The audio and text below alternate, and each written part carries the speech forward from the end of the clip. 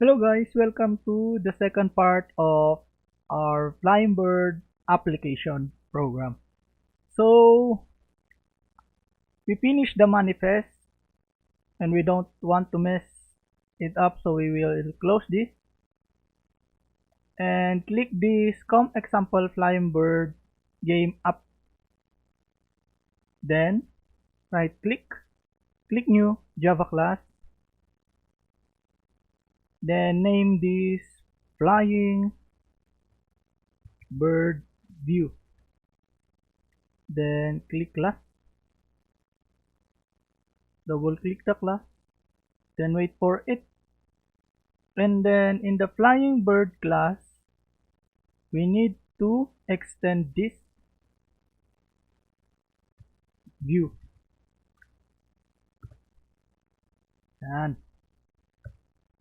And then, para we will create public bird view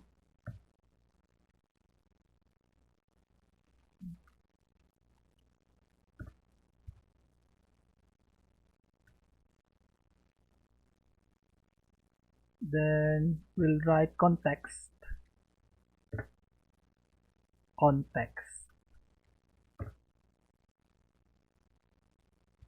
type super context. Context. Para hindi nag-error si view, we need this class.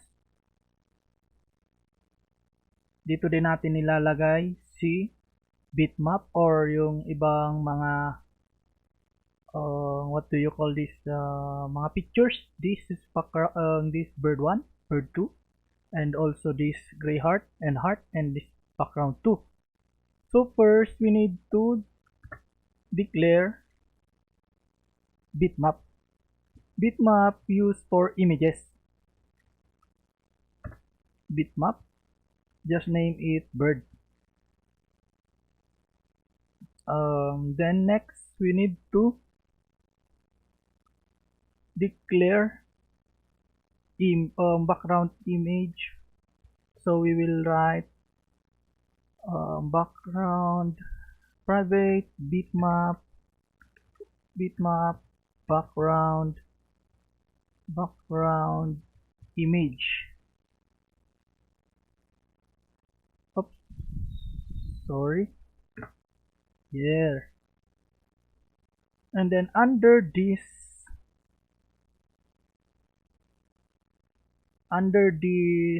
class flying bird, we will be putting the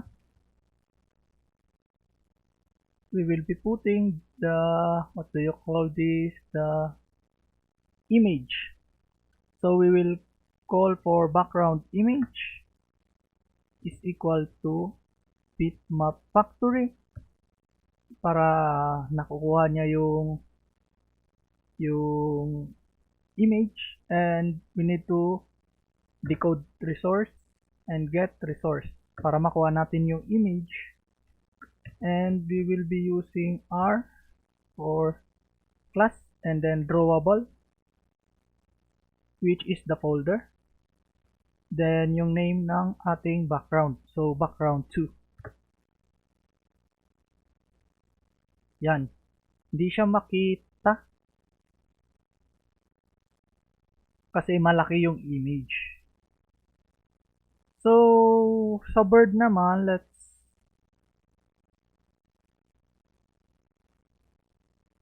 try si bird, same with background, factory decode. Sorry, decode resource, get resource, r dot drawable that we will be using bird 1 for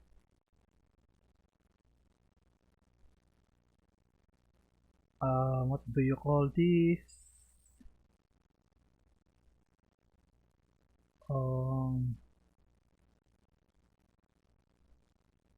yung bird 1 muna.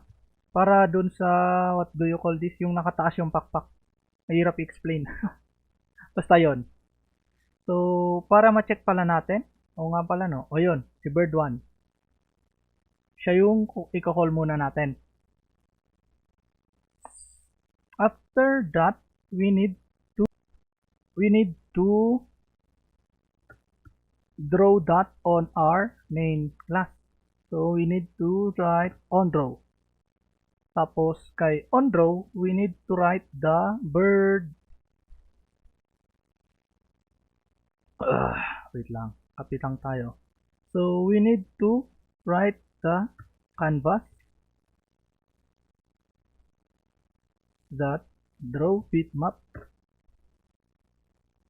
bird 0 left 0 tapos null. Yan. Tapos pwede ilalagay din natin si canvas that draw bitmap bird ay background image 0 0 null. Yan. Then let's try to run this. Before we run pala, we need to write the main activity. Go to main activity. Inside this activity, we will erase this line of code. Then we will type private flying bird view game view para lumabas yung design niya.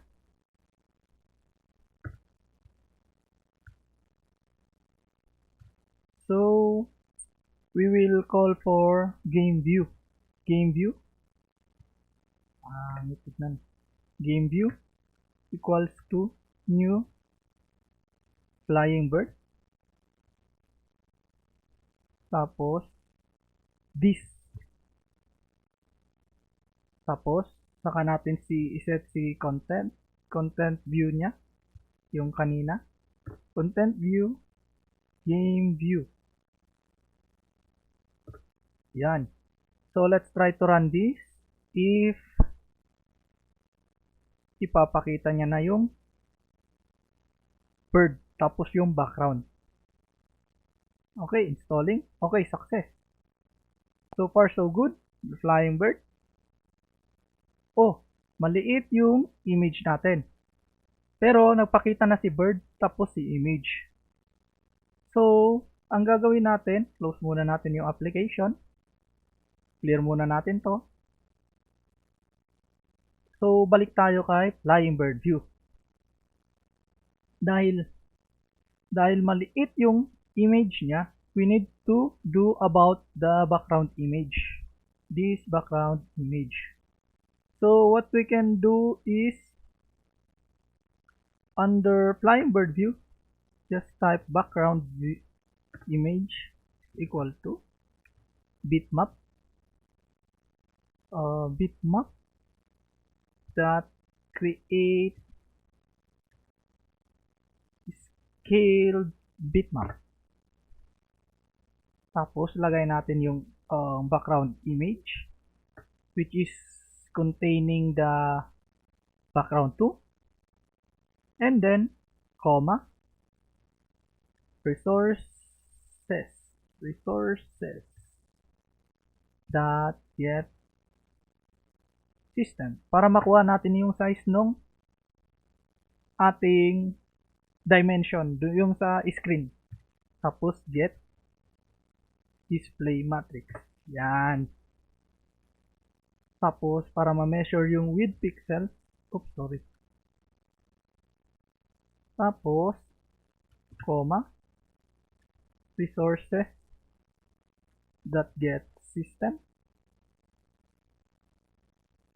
para makuha naman natin yung height niya. Ano ba yan? Insert .get display metrics .height metrics, tapos comma, tapos fill to true.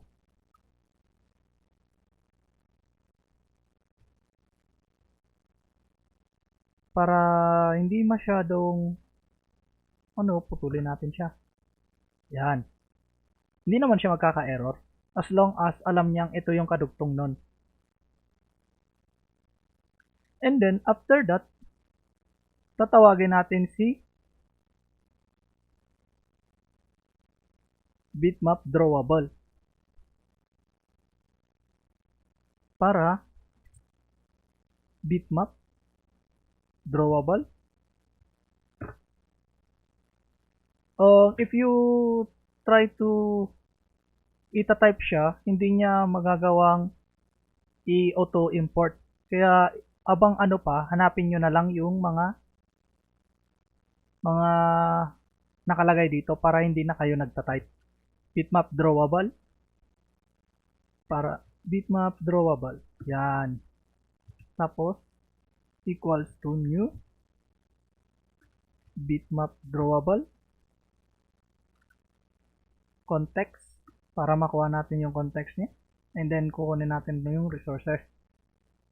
Tapos dito i-display na natin si background image. Yan. So let's try this. If this will help us to expand or success. So let's try. Ayun. As you can see, the bird is still stationary, and also the background expanded to its maximum metrics. So we are good already in the image and background. So let's try putting the life or the heart. Itong heart, tapos si gray heart. So same as background image and bird. Let's try to declare private life. Ito naman array na natin. New bitmap array of 2.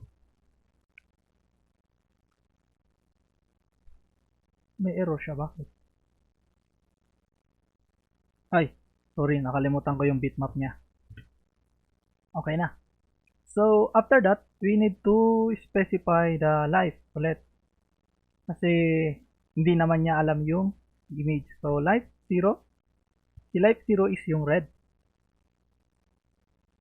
Equals to bitmap factory dot decode resource.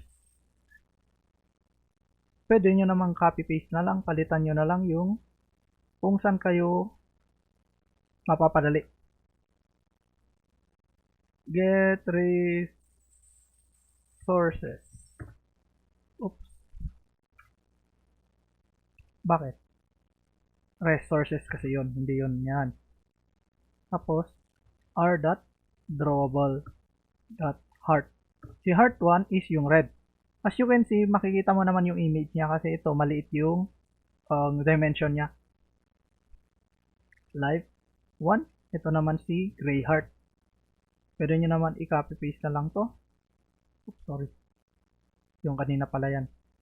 Then change this to gray heart. Yon. So saan natin ilalagay si gray heart?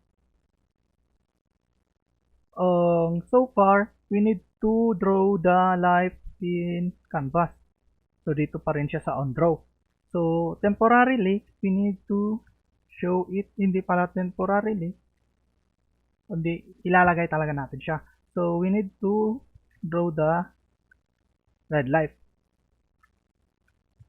0. Itong 580 is your left top is 10 and still null si paint. So kasi we need 3 light, so we need to paste that 3 times, then change this to 680, 780. If masyadong malaki naman, try lang natin sa 450, oh sorry, 650 and 750. Ay, 550 pala to dapat. 550 and 650. So let's try to run this na.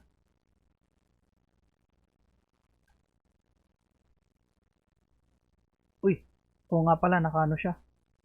So we need to terminate muna. And then, yan. Okay na. Sorry, close muna pala natin yung app. Okay, ayun. Nagpakita na yung heart natin and also the bird.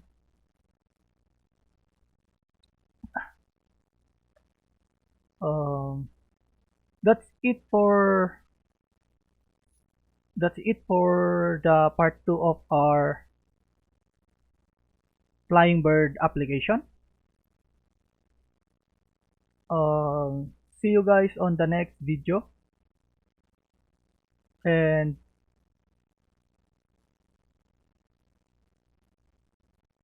also if do you have any questions so far, let me know. Thank you.